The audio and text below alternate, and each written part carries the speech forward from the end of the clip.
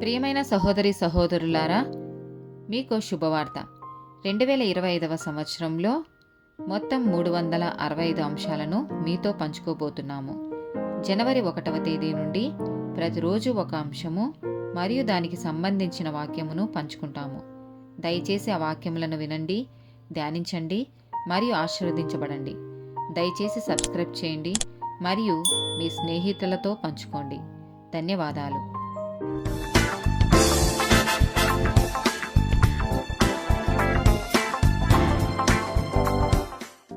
6th day topic చర్య, action. మొదటి సమూయేలు గ్రంథము 2వ అధ్యాయము 3వ వచనం. యెహోవా అనంత జ్ఞానియగు దేవుడు, ఆయనే క్రియలను పరీక్షించువాడు. ఇకను అంత గర్వముగా మాట్లాడకుడి, గర్వపు మాటలు మీ నోట రానీయకుడి.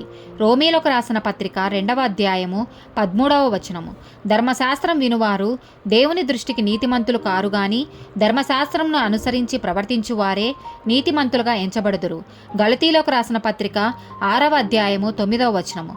మనం మేలు చేయుట యందు విసుకకయుందము, మనము అలయక మేలు చేసితిమేని తగిన కాలమందు పంట కోతుము. కొలస్సీలకు రాసిన పత్రిక 3వ అధ్యాయము 17వ వచనము.